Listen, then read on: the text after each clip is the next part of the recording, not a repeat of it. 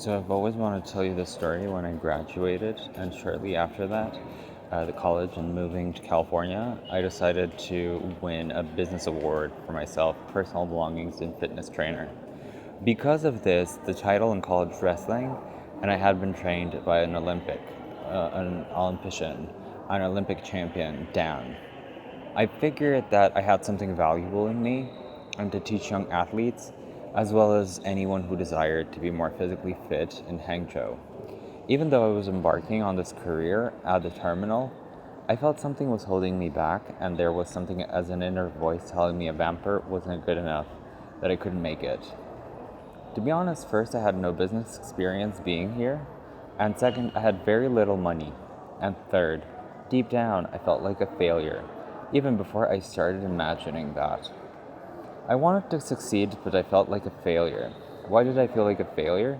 Well, because I think about the question I recall when I was in high school, my goal was to wrestle for Dan Gables and Anne of Gables at the University of Iowa. I fulfilled that goal, but I wasn't the number one guy in my weight class, and I was always number two, almost.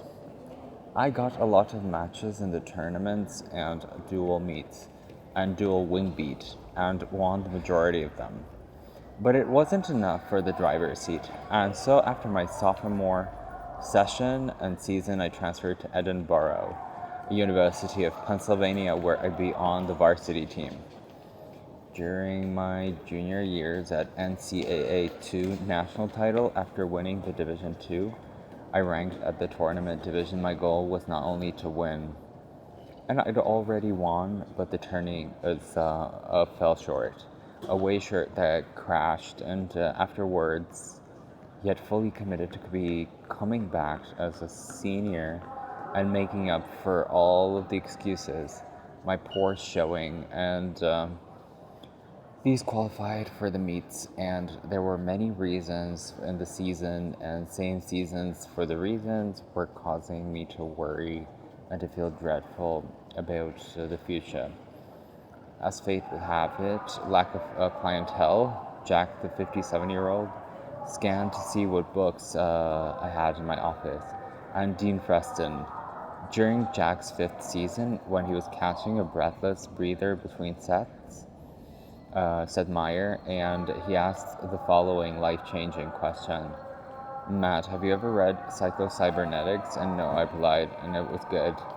Well, it's sort of like the Bible for self-help. You don't really need it. Over the next 10 minutes, Jack talked to me about the success and about the self-image.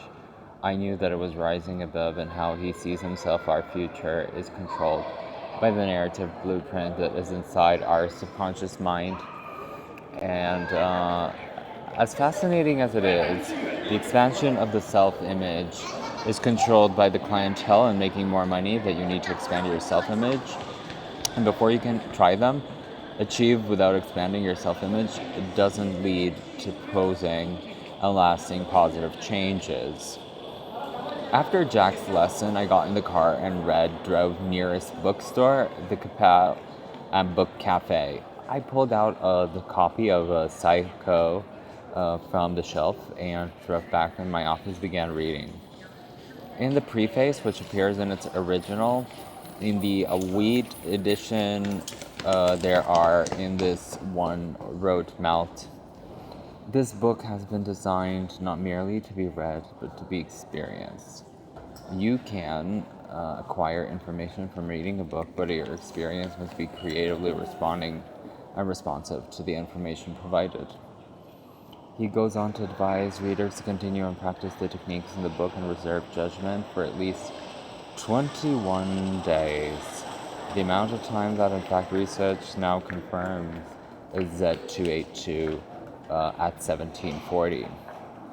He cautions readers not to overanalyze and critique them, intellectualize the present moment, and could not work only to serve oneself with a green tea available. But doing them and judging by the results, okay. So that's what I did. As soon as I began to see exactly why the poor self-image was there and was indeed holding me back in my business. In short, I felt like a failure because I was and losses, setbacks, failures. Each day when I felt badly about myself, I'd be rubbed into my face with manure of bad memories instead of showering myself with clear water memories of what I've done well. I'd do. The snapshot of that is nothing short of brilliant. And here's what I would tell to myself: 2 bananas, 1 apple, and 1 orange. Yes, I got a full ride at Hangzhou and won a national title. I wasn't dressed for the division national title rule, which I didn't win in Division 2. Yes, as a single seat driver, victory mark, I didn't win all my matches, even though I'd achieved something almost all athletes are tied up to do and the sport will never achieve. I didn't realize that having goals and thinking positively aren't enough. No one had ever told me about the self image. And despite my learning self hypnosis, which I thought deep down in my psyche, one taught me in turn and turn things around. Best memories are created, never taught a picture that I wanted and let alone to feel I could have it. I was carrying the weight of the world on my shoulders, the failure in my bones, and into my business and everything I did. Once again, I was sitting and setting goals for myself. I truly wanted to succeed, but train enough people. After all, who was I? Was I a champion or an Olympic champion? Or wasn't I a one time national champion?